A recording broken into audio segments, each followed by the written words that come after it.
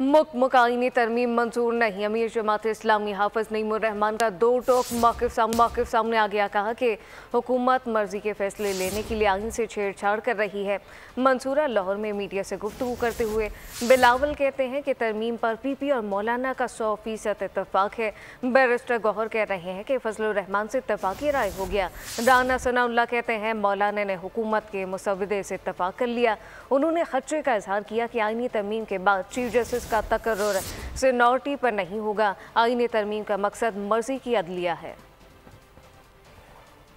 आईनी का सिलसिला जारी है। सब बातों की एक बात यह है कि हुकूमत अपनी मर्जी की अदलिया चाहती है, अपनी मर्जी की अदालत और जज चाहती है और अपनी मर्जी के फैसले चाहती है। एक मुत्तफ़क़ा आइन जो इस वक्त बेहतरीन डॉक्यूमेंट की सूरत में मौजूद है उसमें छेड़छाड़ कर रही है। लिहाजा कोई भी ऐसा अमल इस वक्त जो तरमीम के हवाले से मुकम्मल करने का अमल हो वो काबिल कबूल नहीं हो सकता। एक मुसव्वदा अगर मुत्तफ़क़ा तौर पर पास कर लिया है तो वाज़े तौर पर क्या है वो भी उस तरह से सामने नहीं आ पा रहा, और अगर पास कर लिया है तो फिर एतराज़ किस बात पे हो रहा है। मुसव्वदा एक आता है, दूसरा आता है, तीसरा आता है, और बिलअमूम तो ये बात सामने आती है कि मुसव्वदा बाज़-औक़ात किसी को भी नहीं मालूम होता और अचानक से आ जाता है और पूरी कौम तशवीश में है। चीफ़ जस्टिस की मुद्दत पूरी हो रही है और नए चीफ जस्टिस का तकर्रुर अब तक हो जाना चाहिए।